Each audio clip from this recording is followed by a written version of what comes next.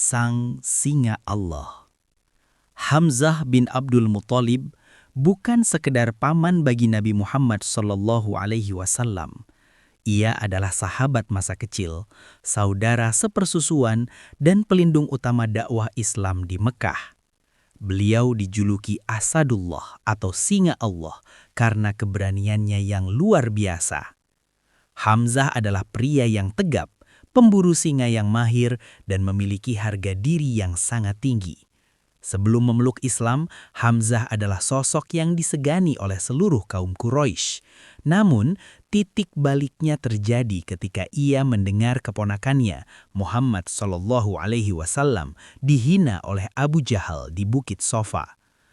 Tanpa ragu, Hamzah mendatangi Abu Jahal, memukulnya dengan busur panah hingga luka dan menyatakan di depan umum, "Apakah engkau menghinanya, padahal aku telah mengikuti agamanya?"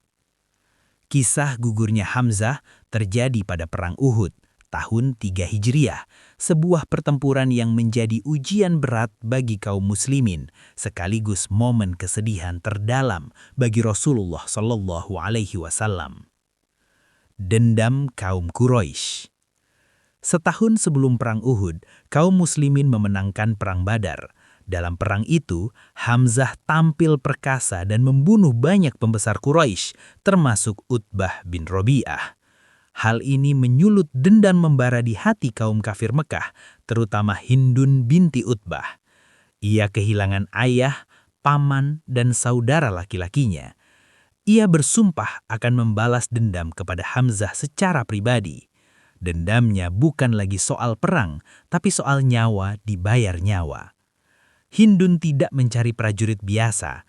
Ia tahu Hamzah tak tertandingi dalam duel 1 lawan 1. Maka ia mendekati Wahsy bin Harb, seorang budak dari Ethiopia yang memiliki kemampuan unik, melempar tombak dengan akurasi mematikan dari jarak jauh. Jubair bin Mut'im, majikan dari seorang budak bernama Wahsy bin Harb. Jubair menjanjikan kemerdekaan bagi Wahsy jika ia berhasil membunuh Hamzah. Wahsy tidak peduli pada agama atau politik, ia hanya ingin kebebasannya. Ia mulai mengasah tombaknya setiap hari, menunggu saat yang tepat di Bukit Uhud. Tahun ketiga Hijriah. Pasukan berangkat ke Bukit Uhud. Di kaki Bukit Uhud, gemuruh perang terdengar dan kedua pasukan bertemu. Hamzah kembali tampil luar biasa. Dengan 2 pedang di tangannya, beliau membelah barisan musuh. Tidak ada satupun panji Quraisy yang berdiri tegak jika Hamzah mendekati. Wahsy bercerita dalam riwayatnya setelah ia masuk Islam. "Aku memperhatikan Hamzah. Ia menebas orang-orang dengan pedangnya. Tak ada yang bisa luput darinya. Ia tampak seperti onta abu-abu yang perkasa." Saat itu Wahsy tidak ikut bertempur. Ia bersembunyi di balik sebuah batu besar, menunggu momen ketika Hamzah lengah. Ia melihat Hamzah sedang bertarung melawan Siba bin Abdul Uzzah. Hamzah berhasil menjatuhkan musuhnya, namun di saat posisi beliau sedikit miring dan terbuka, Wahsy mengambil ancang-ancang. Perlu dipahami, Wahsy tidak ikut bertempur secara terbuka. Tugasnya hanyalah satu, mengincar Hamzah dari kejauhan. Detik-detik peristiwa di medan Uhud. Di tengah berkecamuknya perang Uhud, Hamzah ampil seperti badai.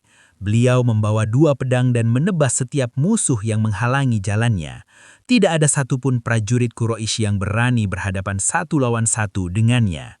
Namun, saat Hamzah sedang berduel dengan seorang prajurit bernama Siba bin Abdul Uzzah, Wahsy melihat celah. Wahsy mengambil posisi stabil di balik sebuah batu besar. Ia membidik dengan tenang, menggerakkan tombaknya untuk mencari keseimbangan. Ketika Hamzah sedikit terbuka pertahanannya, Wahsy melepaskan tombak dengan kekuatan penuh. Jelap! Tombak itu mengenai bagian perut bawah Hamzah dan menembus hingga ke bagian belakang.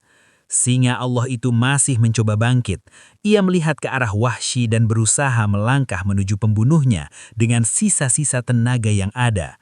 Namun luka itu terlalu parah. Langkahnya terhenti, tubuh kekarnya roboh ke atas tanah berpasir. Hamzah bin Abdul Muthalib telah kembali ke haribaan Sang Pencipta sebagai seorang syuhada. Wahsy menunggu hingga suasana aman, lalu mendekat untuk mengambil kembali tombaknya. Ia tidak peduli pada hal lain, baginya tugas selesai, dan ia kembali ke perkemahan Quraisy untuk menagih kemerdekaannya. Setelah pasukan Muslim terpukul mundur ke atas Bukit Uhud dan suasana medan perang mulai dikuasai oleh kaum Quraisy, wanita-wanita Quraisy yang dipimpin oleh Hindun turun ke lembah. Mereka tidak mencari rampasan perang berupa harta, melainkan mencari jenazah-jenazah kaum muslimin untuk melakukan mutlah atau perusakan jenazah. Hindun secara khusus mencari satu orang, Hamzah. Baginya, Hamzah adalah penyebab utama kehancuran keluarganya di Perang Badar. Di Badar, Hamzah lah yang membunuh ayahnya, Utbah bin Rabi'ah, paman serta saudaranya. Setelah menemukan tubuh Hamzah yang telah gugur akibat tombak Wahsy, Hindun kehilangan sisi kemanusiaannya karena dibutakan oleh dendam. Berdasarkan riwayat sejarah, Hindun membelah dada atau perut Hamzah, mengeluarkan hati atau hati Hamzah. Dalam sebuah tindakan yang sangat mengerikan, ia mencoba mengunyah api itu. Namun, karena teksturnya yang keras dan baunya, ia tidak sanggup menelannya dan memuntahkannya kembali. Tidak berhenti di situ, Hindun dan beberapa wanita lainnya memotong telinga dan hidung Hamzah serta jenazah sahabat lainnya. Yang lebih menyakitkan lagi, Hindun merangkai potongan-potongan telinga dan hidung tersebut menjadi kalung dan gelang, lalu memakainya sebagai bentuk perhiasan kemenangan saat kembali ke Mekah. Setelah perang mereda, Rasulullah memeriksa medan perang. Beliau mencari paman tercintanya. Di tengah lembah, beliau menemukan jenazah Hamzah dalam kondisi yang sangat mengenaskan. Sebelumnya, Hindun telah datang dan melampiaskan dendamnya secara keji kepada jenazah tersebut. Melihat pemandangan itu, Rasulullah menangis dengan sangat hebat. Beliau bersabda dengan suara bergetar, "Belum pernah aku berdiri di suatu tempat yang lebih membangkitkan kemarahanku daripada tempat ini. Jika bukan karena akan menyedihkan Sofiyah, saudara perempuan Hamzah, niscaya aku akan membiarkan jenazahnya hingga dikumpulkan Allah dari perut binatang buas." Malaikat Jibril kemudian turun dan memberitahu Rasulullah bahwa Hamzah telah dicatat di langit ketujuh sebagai Hamzah bin Abdul Muthalib, singa Allah dan singa Rasulnya. Hamzah dimakamkan di Uhud tanpa dimandikan karena ia adalah syuhada yang gugur di jalan Allah. Rasulullah menyolatkan jenazahnya berkali-kali bersama syuhada lainnya sebagai bentuk penghormatan tertinggi.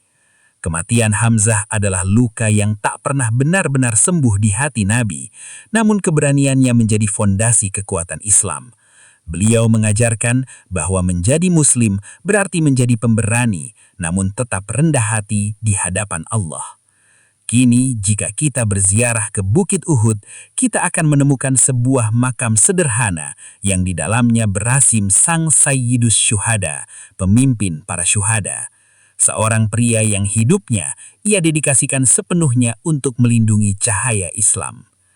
Kisah ini mengajarkan kita tentang kesetiaan tanpa batas dan bahwa perjuangan membela kebenaran seringkali membutuhkan pengorbanan yang paling berharga.